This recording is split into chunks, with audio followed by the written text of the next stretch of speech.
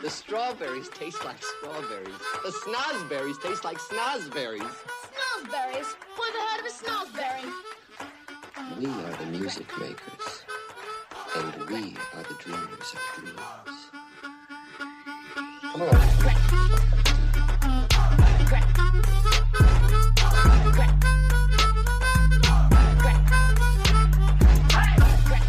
This is the Music Makers Podcast, where I read things out loud to you and then offer my unqualified opinions on them.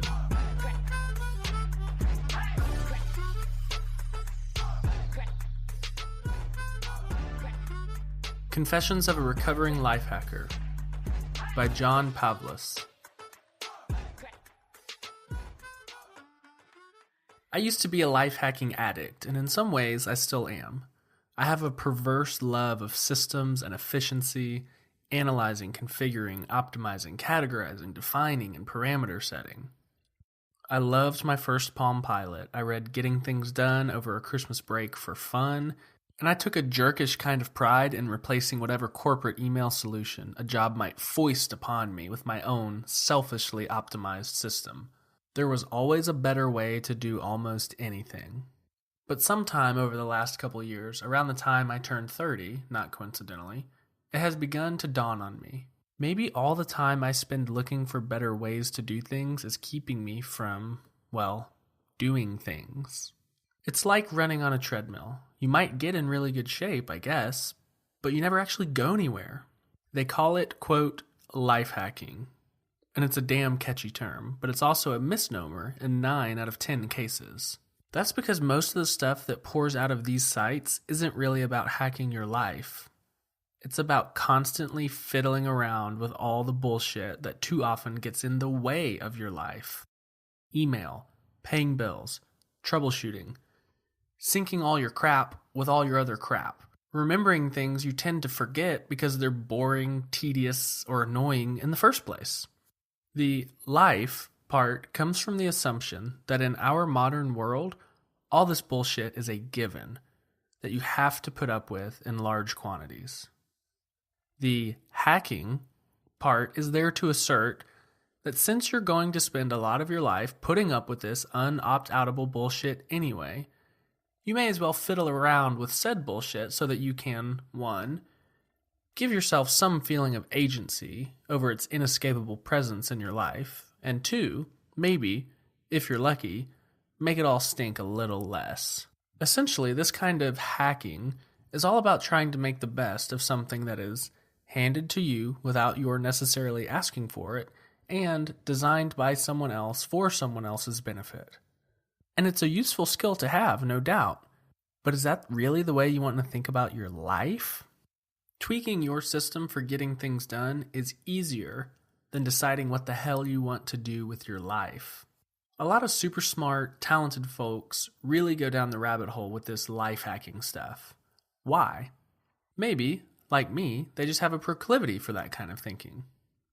Maybe they actually truly find meaning in it and in helping other people find meaning in it. But in a lot of cases, also like mine, I think life hacking is so seductive because it's simply easier than asking some bigger, harder, more important questions about where your time and attention go. To return to the hacking analogy, it's just plain easier to tinker and tweak something you assume you're stuck with, for better or worse, than it is to design something from scratch.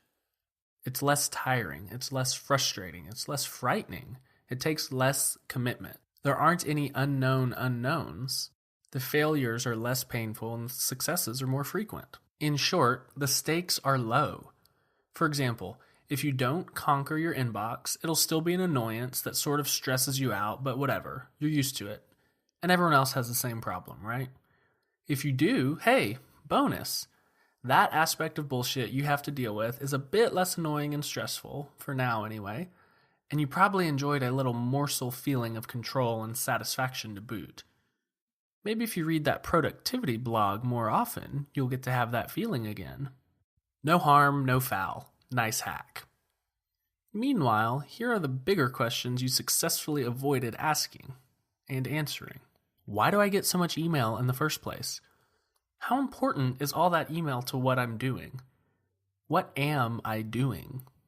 None of those questions can be answered by installing a new browser plugin, and the mere act of asking them, much less answering them, raises the stakes rather uncomfortably. There you were, harmlessly complaining about your email, and all of a sudden you're running headlong into, life stuff. So if life hacking isn't the answer, and in fact may be obscuring meaningful questions, what do? I'm not sure. That's why I refer to myself as a recovering life hacker. It's still in progress for me too. But here's some of the stuff I've learned that seems promising. Number 1, less life hacking, more life designing. This has nothing to do with being artsy, it just means start from scratch, question assumptions, and imagine outcomes. The point is that you envision what you want to do, be, or happen first, not tools, processes, defaults, or, quote, what's possible. It's hard, but it clarifies what's real right up front, when it matters most. Tim Ferriss might come off like some unholy combination of Tony Robbins and a meth addict, but his 4-Hour Workweek book is a pretty unimpeachable object lesson in clearing away assumptions and redesigning one's life from first principles. But you don't have to be that radical. Just be less passive in all those subtle ways we all are. Take responsibility, stop worrying about what other people might think, and own what happens to you. Number 2, the best app, tool, gadget, or hack for the job is the one you have with you. Sound like settling? No. It just means keeping your tools and processes in the proper perspective. Namely, they are a means to an end, not the end in themselves. When you assume that what you've got in hand right now is good enough, you stay focused on doing, not fiddling. Only when you discover that a particular tool or process is completely inadequate or gets in the way more than it gets out of your way, and this will happen naturally, only then will you shift your attention to looking for a replacement. The least possible practical amount of organization is best.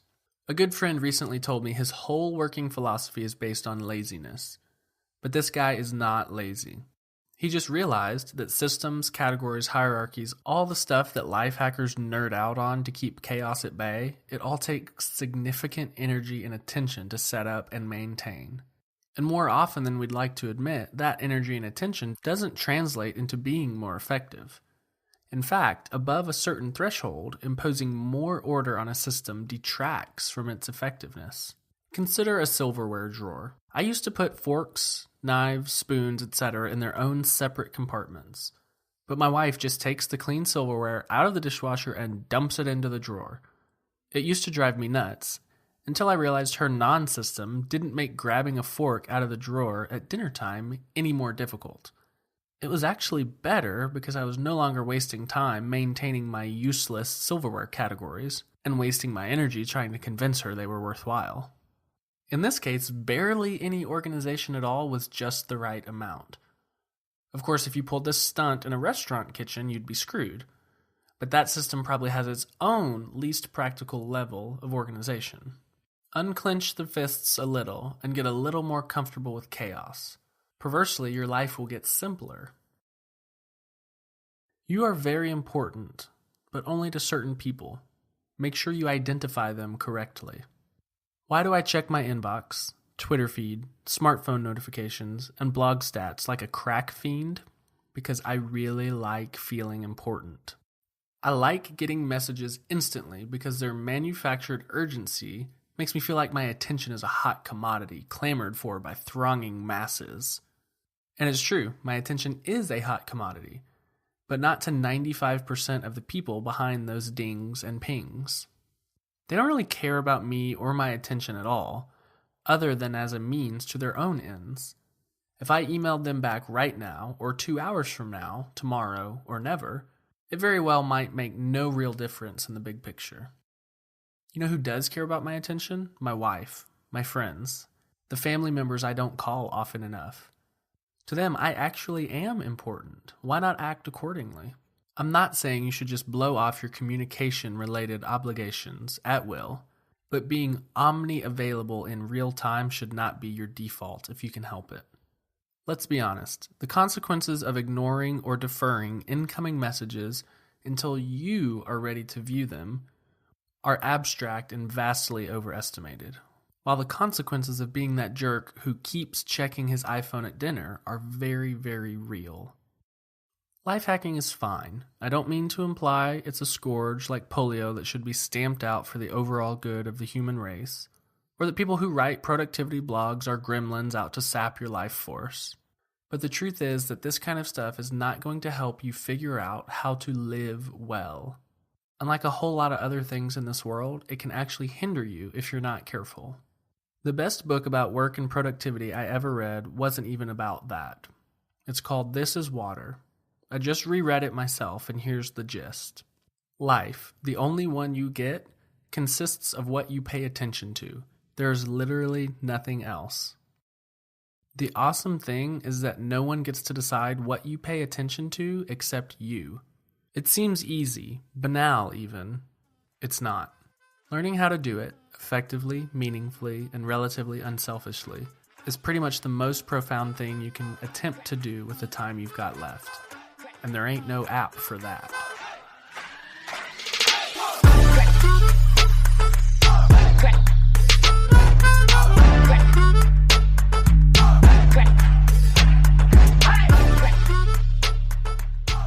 We are crazy focused these days on getting more stuff done in less time.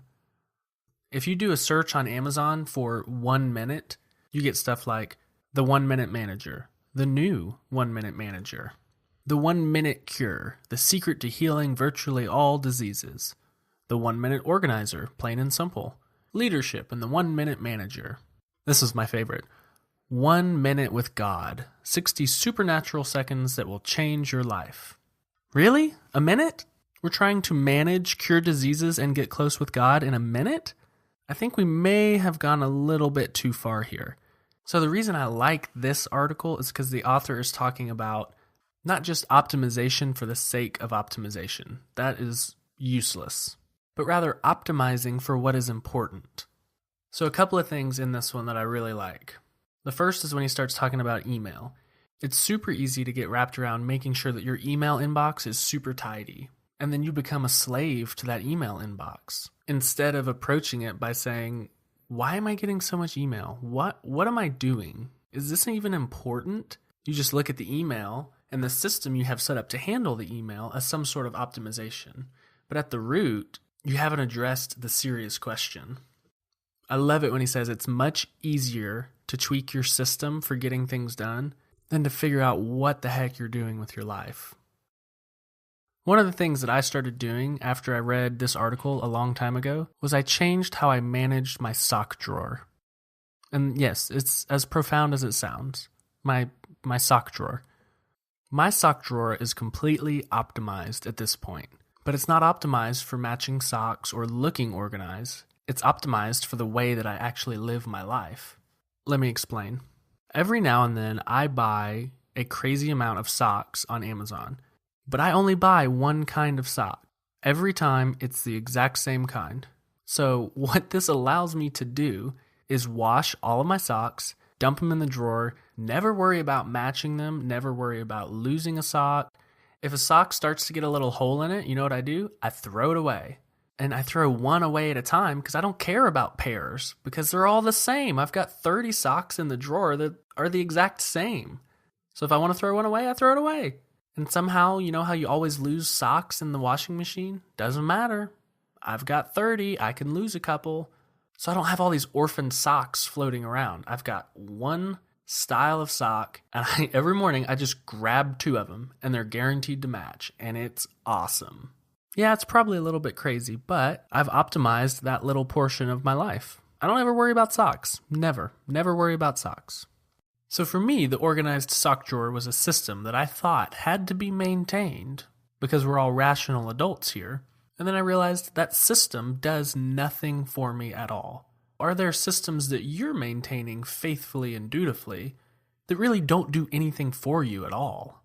Where's an area in your life that you can get by with the minimum viable amount of organization instead of the maximum? Okay, the last thing I want to look at in this article is how he talks about optimizing your attention for the people that actually care about you and the people that actually love you. We're so inundated today with push notifications all the time. Somebody just did this, somebody just did that, somebody likes your witty observation on Twitter. We spend so much time focused on and giving our attention to people that don't really care about us, and honestly, people we don't really care about that much. The internet masses, or these people that we never really see. And yet we sit in real life with people that we love and that we care about, and we're looking at our phones trying to get favorites from people that we don't even know. Don't optimize for the wrong things. And the hard part is you got to figure out what the things that you want to be optimizing for are. Don't just go blindly around optimizing everything. Figure out what is important to you. What are you trying to do? And then optimize for that.